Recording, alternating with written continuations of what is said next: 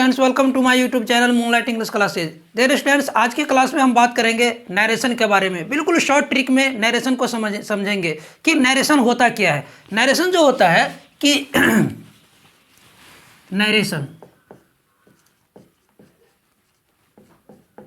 Narration एक speech होता है। क्या होता है? स्पीच होता है, बातचीत होता है, स्टेटमेंट होता है, एक कथन होता है, स्टेटमेंट होता है, कथन होता है। जब दो पर्सन आपस में बातें करता हो तो दूसरे पर्सन की बातों को तीसरे पर्सन के सामने जाकर के हम रखते हैं तो उसको क्या कहते हैं? जब दो पर्सन आपस में बातें करता है तो वो अपनी बात अपने तरीके से कहता है, लेकिन उसके सुने हुए बातों को जब हम तीसरे पर्सन के सामने जाकर के रखते हैं तो वो डिफरेंट तरीके से रखते हैं। तो चलिए यहाँ पे हम देखते हैं कि नरेशन तो समझ में आ गया। नरेशन का मतलब होता है स्टेटमेंट, बात, कथन। नरेशन जो होता है वो दो होता है, एक डायरेक्ट होता है, एक डायरेक्ट नरेशन होता है, तो दूसरा क्या होता है?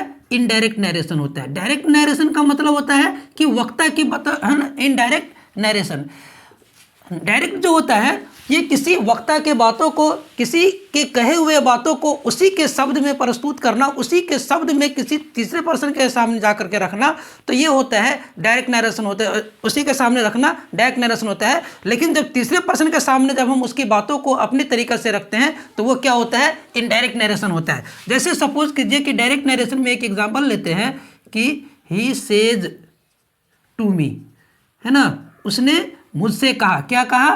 कि आई एम योर ब्रदर, मैं तुम्हारा भाई हूं।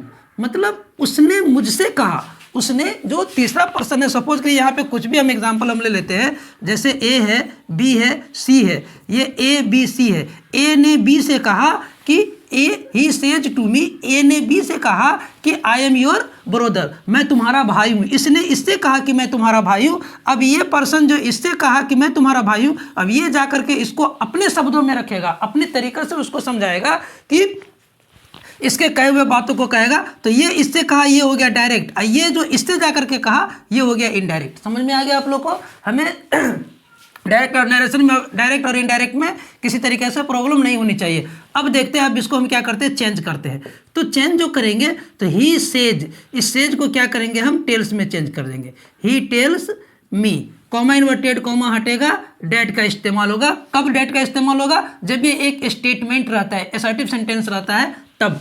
तो he tells me that, I first person है, सब्जेक्ट के अनुसार चेंज होगा। तो सब्जेक्ट क्या है मेरा? ही के साथ इज होगा, ही इज योर, है ना। यू का क्या है? यू सेकेंड पर्सन है, यू का क्या है? योर फॉर्म है, तो मी का क्या हो जाएगा? माई, ही इज माई ब्रदर।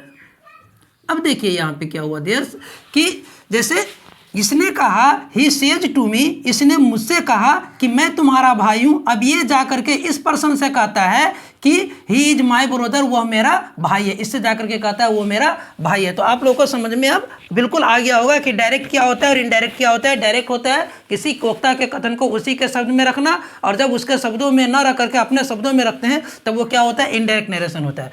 अब जैसे मिसाल ले लीजिए कि यहाँ पे हम सेज को हम टेल्स में चेंज किए हैं, ठीक है ना। तो ये होता है जब डायरेक्ट से इनडायरेक्ट जो चेंज करने के तीन फॉर्म्स होते हैं। फर्स्ट जो होता है कि चेंज ऑफ पर्सन होता है। क्या होता है? चेंज ऑफ पर्सन होता है। नेक्स्ट होता है कि चेंज ऑफ टेंस होता है, चेंज ऑफ टेंस होता है। इसके बाद क्या होता है कि change of other parts of speech होता है, change of other parts of speech होता है। पार्ट्स ऑफ स्पीच तो आप लोग जानते ही होंगे, है ना, कि पार्ट्स ऑफ स्पीच जो होता है वो 8 होता है। According to modern English grammar there are 9 parts of speech, है ना। डिटरमिनर को भी इसमें रख दिया गया, पार्ट ऑफ स्पीच रख गया। तो अभी सिर्फ बात हम करेंगे सिर्फ चेंज ऑफ पर्सन के बारे में बातें करेंगे, ठीक है ना। तो चेंज ऑफ पर्सन में क्या होता है कि जब हमारे, और इसका एक रूल होता है, वो एक दो रूल में ये चेंज होता है। एक तो होता है जनरल रूल। क्या होता है? General rule. और एक खुद क्या होता है? स्पेशल रूल होता है। तो स्पेशल रूल और जनरल रूल में अंतर क्या होता है कि जनरल रूल जो होता है ना वो सभी प्रकार के वाक्यों के साथ एक ही जैसा इस्तेमाल होता है, जबकि स्पेशल रूल क्या होता है? किसी खास प्रकार के वाक्य के साथ इसका अलग स्पेशल रूल होता है। जैसे असर्टिव सेंटेंस होता है, इंट्रोगेटिव, इंपेरेटिव सब होता है, सब में इसका अलग अलग रूल होता है, लेकिन इसमें क्या होता है कि एक ही तरह का रूल इस्तेमाल होता है सभी में। चलिए यहाँ पर हम बात करते हैं चेंज ऑफ पर्सन के बारे में। तो चेंज ऑफ पर्सन क्या होता है कि एस का मतलब होता है सब्जेक्ट, ओ का मतलब होता है ऑब्जेक्ट, एन का मतलब होता है नो चेंज, वन का होता है फर्स्ट पर्सन, टू का मतलब होता है सेकेंड पर्सन, थर्ड का मतलब होता है ना, थ्री का मतलब होता है थर्ड पर्सन। तो अब यहाँ पे हम एक चीज़ और थोड़ा ध्यान देने वाली बात है कि जैसे यहाँ पे हम यहाँ पे लिख देंगे ही सेज टू मी, तो ही सेज टू मी जो लिखे हैं तो यहाँ पे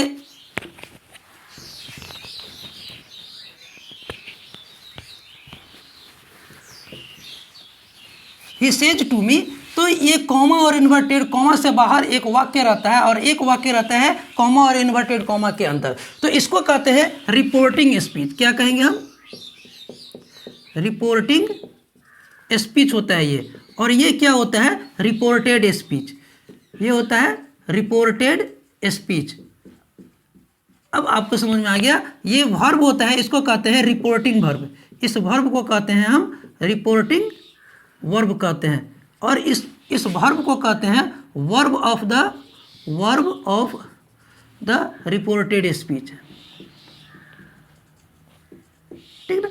अब इस सेंटेंस में क्या होता है कि जब इस तरीका से रिपोर्टिंग स्पीच में ये वर्ब जो रहता है, अगर ये प्रेजेंट टेंस में रहता है या फ्यूचर टेंस में रहता है, तब हम इसको जब इनडायरेक्ट फॉर्म में चेंज करेंगे तो यहाँ पे टेंस में कोई परिवर्तन नहीं होता है। जिस टेंस में रहेगा उसी टेंस के अकॉर्डिंग ये चेंज होगा, यहाँ पे कोई परिवर्तन नहीं रहता है। जब अगर ये पास्ट में रहता है तब इधर हम चेंज कर देते हैं, वो चेंज ऑफ टेंस में हम उस चीज़ को बतलाएंगे आप लोगों को। ठीक है, यहाँ पे हम बात कर रहे हैं सिर्फ ये सेज को। अब क्या होता है कि जैसे इसको हम चेंज करते हैं तो ये एस जो होता है सब्जेक्ट होता है, ये पर्सन, ये 1 2 3 जो लिखे है तो ये 1 2 3 इसके अकॉर्डिंग, ये अगर फर्स्ट पर्सन में रहेगा, यहाँ पे अगर फर्स्ट पर्सन रहेगा तो ये सब्जेक्ट के अनुसार चेंज होगा। किसके सब्जेक्ट के अनुसार? रिपोर्टिंग स्पीच के सब्जेक्ट के अनुसार। अगर यहाँ पे ऑब्जेक्ट रहेगा, है ना, सॉरी, अगर यहाँ पे सेकेंड पर्सन रहेगा, जैसे यू रहेगा, तब इसके ऑब्जेक्ट के अनुसार चेंज होगा। और अगर थर्ड पर्सन रहेगा, ही शी, अगर किसी का नाम यहाँ पे रहेगा तो वो क्या होगा? वो चेंज नहीं होगा। ठीक है, जैसे अलग अलग एग्जाम्पल दे करके हम आप लोग को समझा रहे हैं। चलिए यहाँ पे हम इसको हम बनाते हैं। जैसे इससे पहले हम जैसे देखते हैं इसको हम चेंज करके कि he says to me. He says to me क्या हुआ कि ही सेज टू मी, ये सेज क्या है? टेल्स में चेंज होगा। टेल्स में चेंज कब होगा? जब इसके बाद अगर ऑब्जेक्ट रहेगा तब। अगर ऑब्जेक्ट नहीं रहेगा तब हम सेज को हम क्या करेंगे? सेज ही रहने देंगे, या से रहेगा तो से ही रहने देंगे। जब इसके बाद ऑब्जेक्ट आएगा तभी हम यहाँ पे सेज को हम टेल्स में चेंज करेंगे। तो क्या हो जाएगा? ही टेल्स मी, है ना, कॉमा इन्वर्टेड कॉमा हटेगा, डेट का इस्तेमाल होगा। ठीक है ना। अब यहाँ पे देखिए, यहाँ पे रिपोर्टेड स्पीच में क्या है? सब्जेक्ट है। तो सब्जेक्ट में क्या है? आई है। आई क्या है? फर्स्ट पर्सन, और ये फर्स्ट पर्सन सब्जेक्ट के अनुसार चेंज होता है। किसके सब्जेक्ट के अनुसार? रिपोर्टिंग स्पीच के सब्जेक्ट के अनुसार चेंज करेंगे। तो रिपोर्टिंग स्पीच का सब्जेक्ट मेरा ही है, तब क्या हो जाएगा? ही हो जाएगा, और ही के साथ इज का इस्तेमाल होगा। ही इज योर, ये क्या है? सेकेंड पर्सन है। सेकेंड पर्सन ऑब्जेक्ट के अनुसार, ऑब्जेक्ट मेरा मी है, तो मी का हो जाएगा माई। He is my brother. अब देखो देयर से यहाँ पे क्या हो जाएगा कि यहाँ पे कह रहा है कि ही सेज टू मी, उसने मुझसे कहा। ही सेज टू मी, उसने मुझसे कहा। वह ही सेज टू मी, वह मुझसे कहता है कि आई एम योर ब्रदर, मैं तुम्हारा भाई हूँ। वह मुझसे कहता है कि मैं तुम्हारा भाई हूँ। अब उसकी बातों को मैं अपने शब्दों में तीसरे पर्सन के पास ला कर रखता हूँ और उसे बतलाता हूँ कि ही टेल्स मी, वो मुझसे कहता है कि ही इज माई ब्रदर, वो मेरा भाई है। मतलब मैं अपने शब्दों में तीसरे को मैं बतला रहा हूँ कि वो मेरा भाई है। राइट। अब देखते हैं नेक्स्ट यहाँ पे कि जैसे कहते हैं my mother says to me, मेरी माँ मुझसे कहती है आई लव यू, मैं तुमसे प्यार करता हूँ। तो यहाँ पे क्या हो जाएगा? My mother says to me, फिर ऑब्जेक्ट आया, सेज का वर्ब के बाद फिर ऑब्जेक्ट आया, तो क्या हो जाएगा? My mother tells me. क्या हो जाएगा? My mother tells me, comma inverted comma हटेगा, डेट का इस्तेमाल होगा। That, I love you, I first person subject के अनुसार, सब्जेक्ट क्या है? माई मदर है, तो माई मदर के लिए क्या हो जाएगा? शी हो जाएगा। शी लव्स मी। क्या हो जाएगा? यू सेकेंड पर्सन ऑब्जेक्ट के अनुसार, ऑब्जेक्ट क्या है मेरा? मी है, तो she loves me. No problem, आप लोग को कोई दिक्कत नहीं होनी चाहिए कि जब भी अगर यहाँ पे अगर ये रिपोर्टिंग स्पीच में अगर प्रेजेंट टेंस रहता है या फ्यूचर टेंस रहता है, तब उसको हम क्या करेंगे? जब डायरेक्ट से इनडायरेक्ट स्पीच चेंज करेंगे तो यहाँ पे टेंस में कोई परिवर्तन नहीं होगा, जैसा रहेगा वैसे ही रहेगा। फिर दूसरी बात यहाँ पे क्या समझे कि यहाँ पे अगर ऑब्जेक्ट रहेगा तभी हम सेज को हम टेल्स में चेंज करेंगे और से को हम टेल में चेंज करेंगे। राइट। चलिए नेक्स्ट देखते हैं यहाँ पे। जैसे अगले हम लिखे हैं कि he says I am reading my book, he says, वह कहता है, I am reading my book, मैं अपनी किताब पढ़ रहा हूँ। अब यहाँ देखिए सेज के बाद कोई ऑब्जेक्ट नहीं आया है, तो यहाँ सेज को अपने ही जगह पर रहने देंगे। ही सेज अपनी ही जगह पर रहेगा।